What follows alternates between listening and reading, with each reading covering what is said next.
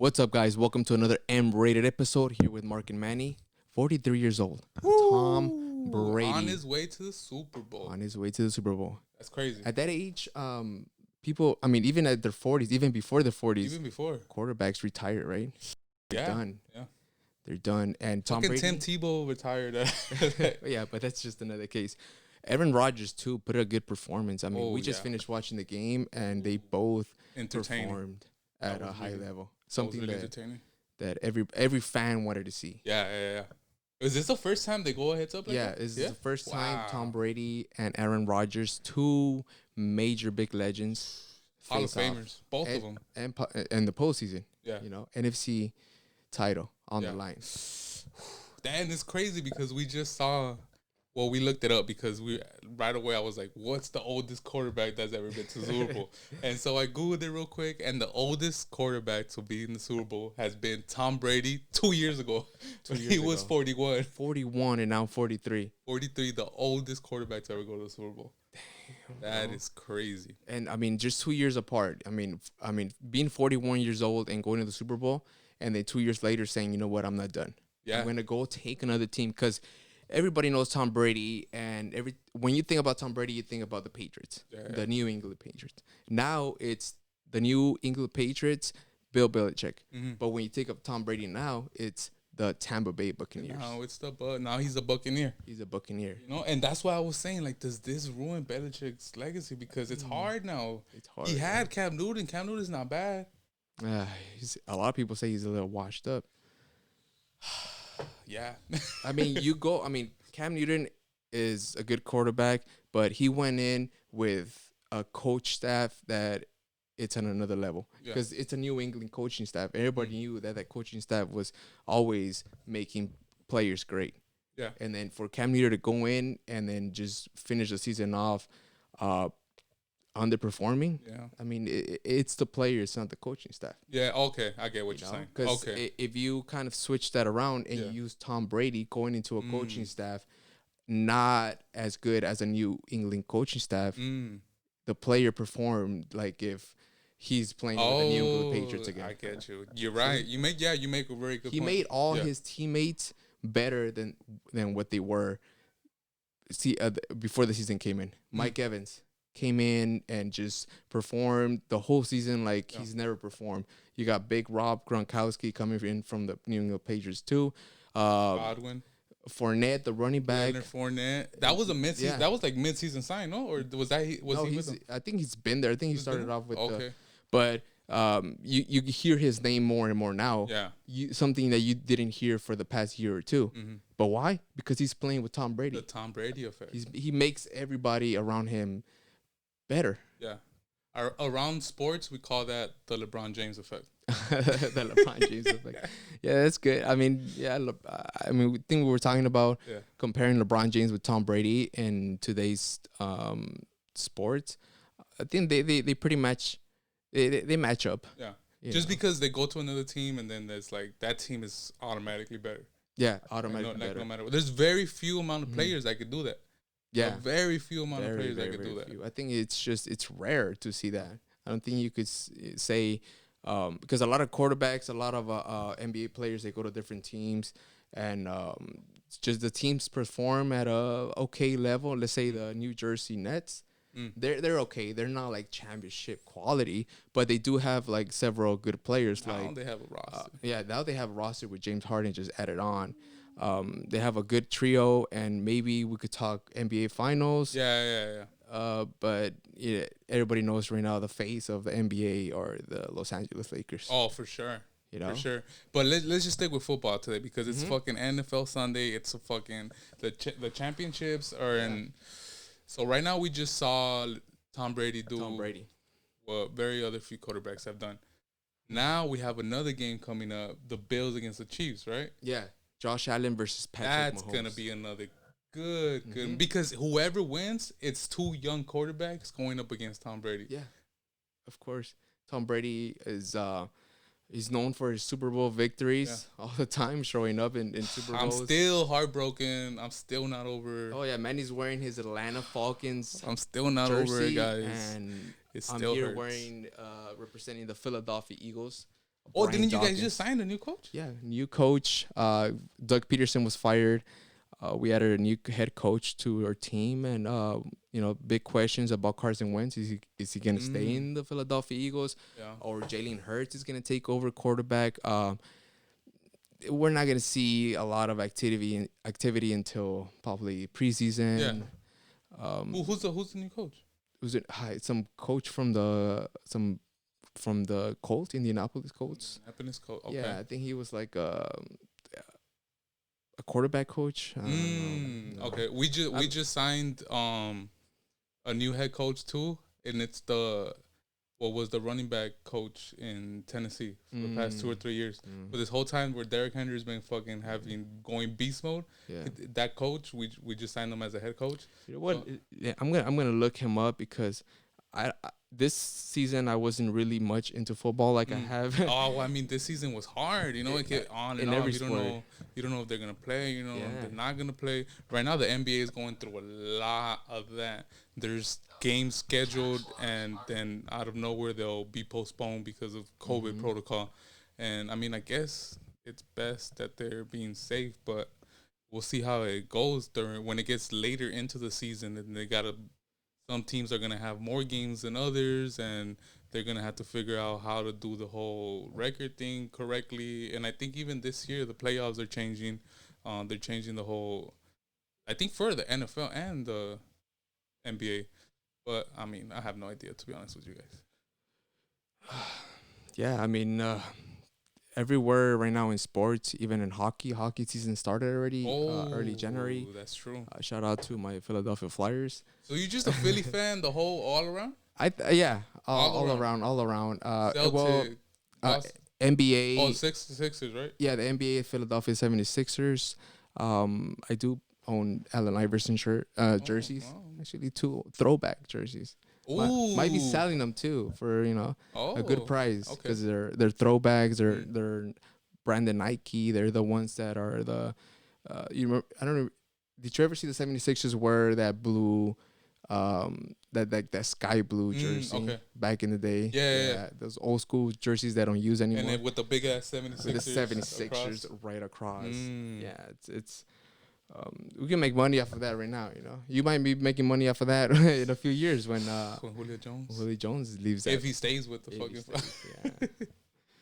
if he stays. But yeah, I mean, so then on Monday, dude, no, never mind. I still keep confusing for some reason. I keep thinking Boston Celtics, but 76ers. Philadelphia 76ers. Yeah, I mean, those are the sports I kind of follow, which is hockey, which I've been really into. Think a little bit more than what I've been into football this year. Been watching all the Flyers games since January 15. Flyers? And what is the hockey. Oh, okay. Yeah, that's why it's I like hockey. Flyers. I know, really like Flyers. Okay, so I found it. Eagles announced Nick Sirianni as head coach. 39 years old. 39. Okay, damn, he's young quarterback. Young. Damn, Tom Brady's older than this dude. Yeah, Tom Brady's older than this new NFL Philadelphia head coach. So I mean, we'll see. I don't really know much about the guy, but the Eagles took that decision to fire Doug Peterson and get in search for a new coach, and they picked on Nick. So we'll see what. What did you think of the season? The Colts had a good season with Phillip Rivers behind. So they might perform good next year. But what do you think about the Eagles season? Oh, the Eagles season was just a big roller coaster for a lot of Philadelphia Eagle fans. If you're watching, that for the past 2 years is after the Super Bowl. I think Philadelphia Eagles fans know the struggles of that roller coaster feeling when you start seeing Carson Wentz getting benched for a different quarterback and a rookie quarterback. And Carson Wentz didn't he just get a contract? He just got a big contract. Big ass contract. And then, apparently he wasn't having a good relationship with Doug Peterson and with the coaching staff. So, I mean, who do you fire, the head coach, or move on from your elite future quarterback, which was Carson Wentz? You think he's elite? Yes, I think so too. Okay. I believe I'm a big believer in Carson Wentz, but Howie Roseman, which is the top dog of the Philadelphia Eagles, I think he just didn't know how to make the right moves right after the Super Bowl. Okay. Yeah. But moving on from that, I want to predict the Super Bowl champions. That's what I was gonna ask. Yeah, let's get to it. Who? I will personally pick Tampa Bay Buccaneers with Tom Brady. Okay. No matter who comes from the other side. No matter if the Bills or the Kansas City Chiefs comes from the AFC. Okay. What about you? Oh, he had a water break. I think if the Bills make it, the Bills might win. And I'd be willing to put money on that. Money on the Buffalo Bills. If they make it past the Chiefs. But if the Chiefs make it, I can see Tom Brady winning it. You can see Tom Brady defeat the Kansas City Chiefs with, my favorite player from the Kansas City Chiefs, it has to be Tyreek Hill. Okay. He is just unstoppable. He's fucking fast. He is the fastest player that I think I've seen after either Deshaun Watson, Lamar Jackson. I mean, he's just extremely fast. He's really fast. He's ridiculously fast, yeah. And he's just, his height is, you could talk about his height, and everybody always wants this big, huge. Yeah. What is that receiver from the Seahawks, Metcalf? Metcalf? Yeah, from the Seahawks. You always, or you always want like a T.O. or Ocho Cinco type of receiver, But Tyreek Hill is a game changer. He came in and just shows off why he was he was picked up by the Chiefs because of his speed. That whole team is based off of speed. Of speed. Yeah, the whole team. Yeah, you got Patrick Mahomes, which is he's a pocket quarterback, but he's also a big scrambler. Yeah, he could run. He's not a big Michael Vick type or a Deshaun Watson type, but when he needs to run, he makes that decision and just takes off. Yeah, he's made a lot of big plays on his feet this year. Mm-hmm. And just because I think the Buccaneers have what it takes to stop that Chiefs offense. But I don't think they have what it takes to stop the Bills offense, because with the Bills, you have Stephon Diggs. Oh, man, And Tyreek Hill, he's good. But Stephon Diggs came, and he had almost the same effect as Tom Brady did with the Bucs. Yeah. Because, he had a ridiculous season. He already broke the record for the Bills this season. Why did the Minnesota Vikings let him go? Decide to just not believe in Stephon Diggs? I think they were more towards Thielen. They wanted Adam Thielen. They thought Thielen was the one. Thielen was he's good. He's good. He's good. But I think Stephon Diggs was just the ultimate weapon that they needed just to develop. It seemed almost like Thielen almost shined because Stephon Diggs was doing so much. Mm-hmm. He needed all that attention from the defense. Yeah. So Thielen would just go off because you can't afford to give that much attention to two players, because then they have Dalvin Cook in the backfield. Then they're running the ball with Dalvin Cook. You know what I mean? But they just that was I want to say the way the Vikings season ended, they're looking back like that was a bad decision. Oh yeah, definitely. Especially seeing your star wide receiver from the past year just go on to a possible Super Bowl. One game away, and then he was that famous Minnesota Viking receiver that took off the Saints. The Saints, that miracle play, right? Yeah, it's even called the miracle play, right? Yeah. And just to even see him perform this season the way he did, just stacks up his stats. He just outruns the cornerbacks. Just runs routes. Straight up outruns them. Yeah, the routes he's running are just fucking incredible. Yeah. It's like Stephon Diggs, Tyreek Hill, they're pretty much just up there. Two different types of they play styles, but they perform in a way where you're just like, God damn it, if you do fantasy football, you want you want that. Fantasy. Yeah, you want that. Yeah. And then there was so many bad moves by so many teams this year. Yeah. DeAndre Hopkins going to Arizona. That was now Deshaun Watson wants to leave the Texans because they played pretty bad this season. They played pretty bad this season. Meanwhile, DeAndre Hopkins was going off at Arizona. That's another team that by the end of the season they had to be looking back like, yo, we fucked up. We let go of our best player. Yeah, and everybody knows that in order for you to have a good team, you need to have quality players in each position. You know, it's just like if you, this is what NFL teams do. They always, like the Philadelphia Eagles, I'm going to put this in example because that's my team. Mm-hmm. Carson Wentz, an elite quarterback in my opinion, didn't perform this year like he did in when the Eagles went to the Super Bowl because he had no wide receivers. He had like third string wide receivers. Yeah, he did have Zach Ertz, the tight end, but it's just so much that you could do with one player. Yeah. Now the NFL league in any sports, there's always like a trio, or there's always like 4 to 5 players that are superstars in the team. You can see that now in every team, and that's what a lot of teams need to catch up on. Like like Tom Brady. Tom Brady has always had superstars around him. Ooh. Or he creates them. That's he creates them. He creates them. Yeah. That's something that well, maybe once in a lifetime you're gonna see. Yeah. Because Tom Brady is known to create superstars because he has that gift, but not everybody has that. So what teams, in my opinion, have to do is just start creating the super teams that we started seeing in the early 2000s. You know. Yeah. Like it's just bunch. Remember before it was just like a one player thing. Like everybody just faced. That when you think of a team, you just thought of one player. Of that one player. Yeah. Now it's just like you gotta think of all these players. Yeah, Ravens, you had Ray Lewis. Bears, Brian Urlacher. You know, you had that one player. That one player that, you know, the Falcons, Michael Vick. Everybody, Michael Vick. You know, so now it's just a team that you need to face a team that has the best players in the league. Yeah. At its best. Yeah, and it's close to a super team.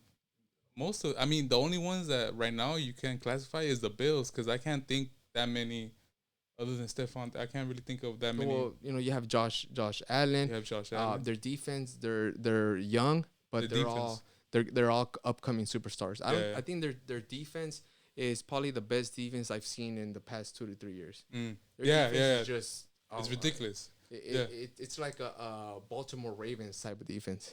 You know, except with that elite linebacker like Ray Lewis. Yeah. But their defense is like a top performing defense. Yeah. So because their offense is good too, but that was a very balanced team. Mm-hmm. That's probably the biggest underdog now that I think about it. Mm-hmm. They got to be because like you're saying, like they don't have that many. You look at the Chiefs, it's fucking Patrick Mahomes. You have Le'Veon Bell's a running back, right? Well, I think so, but he doesn't. I mean, they don't use them as much as they would. Oh, okay. They would need to. They have a good running back though. He has a weird name, but they have a good running back. They have Tyreek Hill. They have Sammy Watkins. They have fucking Travis Kelce. They have Tyrann Mathieu on defense. You look at the Bucks. They have fucking Tom Brady, Gronk, Evans, Godwin. Green Bay has Rodgers. Aaron Jones, Devontae Adams, and the Bills is just they're the underdogs. Yeah, they're the underdogs, but they have like all these upcoming superstars that are performing like they fucking been playing as a team for forever. So it's gonna be a good one. So that one's gonna be good. I'm excited. So I'm excited. So that's gonna be a good one. Your pick is the Buffalo Bills. If the Bills make it past the Chiefs tonight, the Bills can make it past the Brady. Okay, so I have the Tampa Bay Buccaneers, and you have the Buffalo Bills if they make it. If not, then it's the Bucks. Do you want to bet? I'd be down. If the Bills win today, I'd be down. So we're going live right now. So shake on it. How much do you want? You want to put 100? You tell me. Yeah, we'll put 100. $100 if the Buffalo Bills make it and they face the Tampa Bay Buccaneers. Okay, $100 right here. $100. You guys saw this. Witness. I think the last time we bet, I remember this. It was the Atlanta Falcons versus the Philadelphia Eagles. Yeah, and we were watching the game. We were watching the game, and I lost. Yeah, I remember. And it was $100 too. It was $100. It was $100 too. Damn, that was a good day. We went to watch the Rams game that day, no?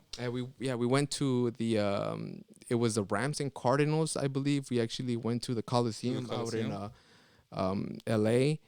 And then after that, we went to watch the Philadelphia Eagles face off the Atlanta Falcons in the bicycle casino out in Bell Gardens.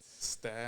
Yeah. Pre-COVID. Yeah, pre-COVID. Yeah, yeah, pre-COVID. Yeah, when you were just scattered all over, ordering shit, and then just walking without a mask, and talking shit in to a crowd. People talking shit to people, and just man, good old days. Good old days. Yeah, hopefully one day. But yeah, we'll see what happens in the Super Bowl. But moving on from sports, I want to talk about yesterday's fight. Oh, yeah. Yesterday's fight was interesting. Damn, yeah. I was completely forgetting about that. You watched it, right? Yeah. Oh, yeah. I didn't watch it. I only catch the highlights. So, how did you see Conor McGregor? Because obviously, he is a big name, probably the biggest name in the UFC. Yeah. How did you see him perform as the top dog of this UFC? It was disappointing. It was very, very, very disappointing because I mean McGregor has that confidence. He always comes in with that confidence. Mm-hmm. He's talking shit from the moment that fight is announced. From that moment, he's talking shit. This time around, he was a little bit more respectful. They went back and forth, but it was just like, hey, I really respect him. He really respects me. We're both great fighters. It wasn't the usual talking shit that you're used to from Conor McGregor. So you already know that he's coming into this with a whole different mindset. He's not on the intimidating type of mindset that he was back in the day. He doesn't do that anymore. Now he's trying to be calm. He's trying to just go in there and fight. So he didn't play his character? He didn't play his character at all. And I think a lot of people expect that. That's what brings the audience, because he made a show. It was a whole show when he did something. So he already came into it with the wrong mindset. The fight starts into the first round. They're going back and forth. They're going shot for shot. But you could see Dustin Poirier, he started working on the front leg. He started working on that front leg fast, quick. So he would get him with those kicks and back away, get him with those kicks and back away. But McGregor was able to counter a few of those. And he did get in a few good shots. So the first round could have been maybe at best 50-50, the first round. Okay. So going into the second round, right away, Dustin comes out with a kick. He kicks him, and then it was a pretty loud ass kick because this is the first time in a long time that there was fans present. There hasn't been fans present in a UFC fight in a while. So was this in Fight Island? Yeah, it was in Fight Island. And there was still people on And there was people, yeah. Oh man. So they did they did the whole thing though. Everybody got tested, same day rapid testing to make sure everything was clean, and I think there was no cases. It was like literally 0 cases. So they did all that, and there was people there, and coming into the second round, Dustin let go of that kick, and even with fans there, you could hear that shit. That shit was loud. It made McGregor stumble. He lost his balance. He was, it made him stumble, but he regained himself and he stood up. But right away, you could see his shin. It was getting red. It was done. You could see that any more kicks and it was done. So McGregor had to change his whole style of fighting with him. Now every time he would try to throw a kick, he had to be ready to counter, to catch it, or like check him with his knee so that he could stop throwing those kicks. But I guess Dustin noticed that he didn't have the mobility because once your chins are out, once your calves are out, you're not moving the same way anymore. Yeah, definitely not. That's what kind of grounds you, right? Yeah, and even when you punch, a lot of your strength comes from your foot, from your lower body. Yeah, the way your footing is, the way you twist your hips. So I guess Dustin noticed that, and he just jumped on him. He started punching him. He started punching him. At first, it was Dustin with his back up against the cage. But he circled him and he backed McGregor up against the cage. Once that happened, I automatically knew something was wrong because McGregor was not moving. He was just standing there. They were going shot for shot. Yeah, he was punching back, but he wasn't dodging. He wasn't ducking. He wasn't weaving. He was just standing there. He was just taking it. So at a certain point, Dustin hit him with that left right in the chin. He dropped him. He jumped on him, kept punching, and the ref stopped it. Knocked out on the second round. He knocked him out in the second round. Wow, who would have thought McGregor was gonna get knocked out on the second round? Dude, whoever bet for Dustin came up huge because he was a huge underdog. Yeah, it was definitely. I mean, going up against. He's a good fighter, a good superstar. But when you hear McGregor's name, I think you are most likely gonna bet on him. Yeah, to win. Yeah, because he's had those. The last fight he had, he came in and he knocked him out in the 1st round. So he has that power, that he has that technique. And the first time that McGregor, this is the second fight that they fight each other. The first time McGregor knocked him out in the 1st round, like within a minute or two. So Dustin already had that, like, yo, like I gotta come in hard because this fool already knocked me out once. So Dustin came back, he did his thing, he prepared a few years after that first fight, 4 years after that first fight, and he got his revenge. He knocked him out in the 2nd round. So now they're 1-1. 1-1, and there might be a third fight, which is people are anticipating this fight for sure. And it's bound to happen. Everybody that knows McGregor, he is somebody that is kind of revengeful. Like, he doesn't like to lose. He doesn't want to be the number 2. He always needs to be number 1. But there was one thing that I did notice about McGregor. His body language was just awful. What do you mean? Yeah, he wasn't the Conor McGregor that you knew was gonna come into a fight. Everybody expected Conor McGregor to just dominate. He's hyped up over before the fight. All his fights are always Conor McGregor being so aggressive. He was aggressive, but he wasn't dominant. It wasn't the same one. It's just like, I'm watching Conor McGregor. I didn't see the fight, but I did see the highlights. But even just seeing the highlights, I saw his body. He looked out of shape.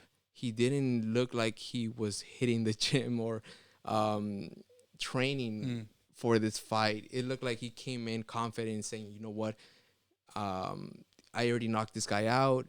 He's not a big shot. He's not a big name. He might give me some trouble, but at the end of the day, I'm Conor McGregor. Yeah. And I'm gonna knock him out. Yeah. He underestimated his opponent. Yeah. That's my opinion about seeing how the fight went down.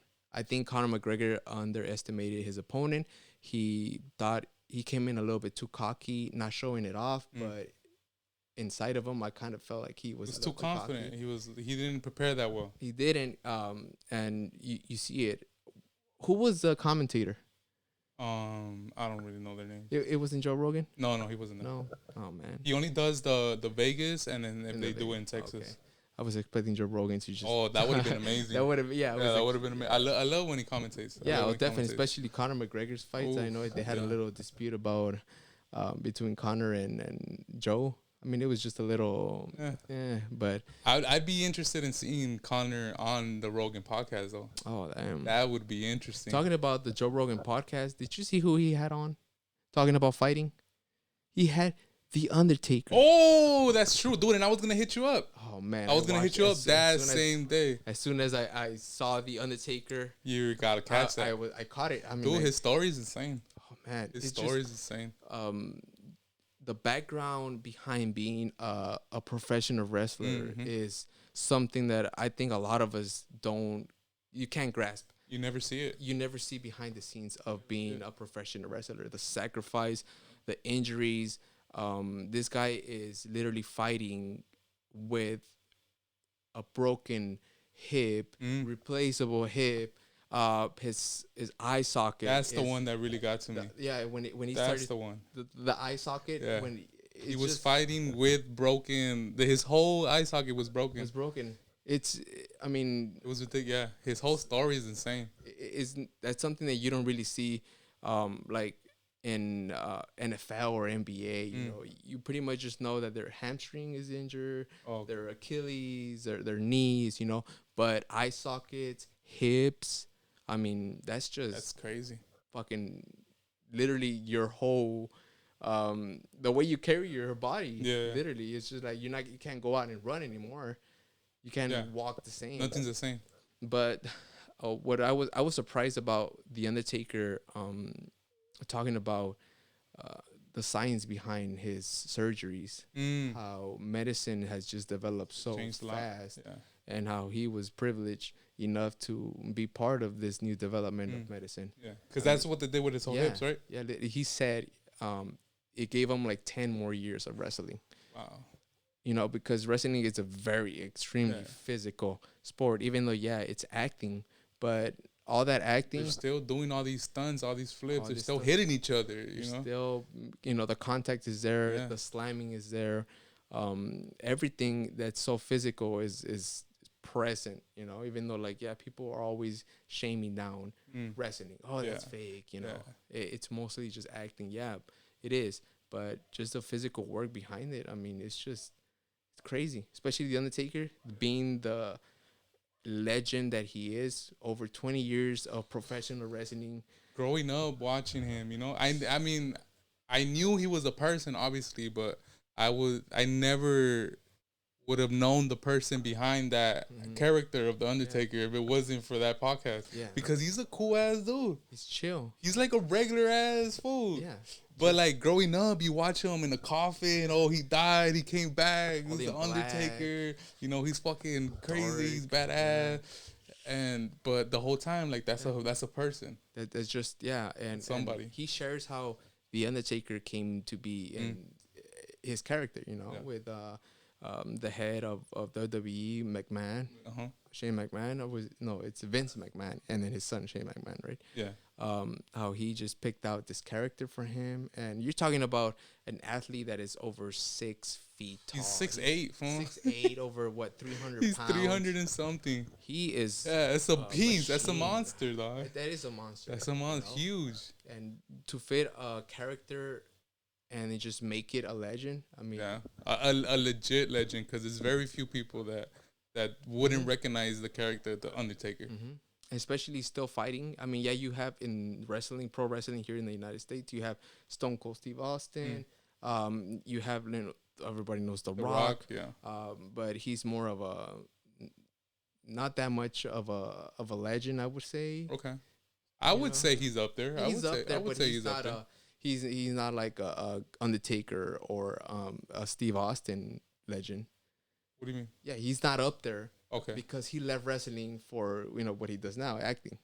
Oh, okay, I get you. I get what you're saying. Was still performing in WWE. Yeah, I get what you're saying. At this moment. He did, no? I think he recently came out. He comes in and out for about a little saga, you could say.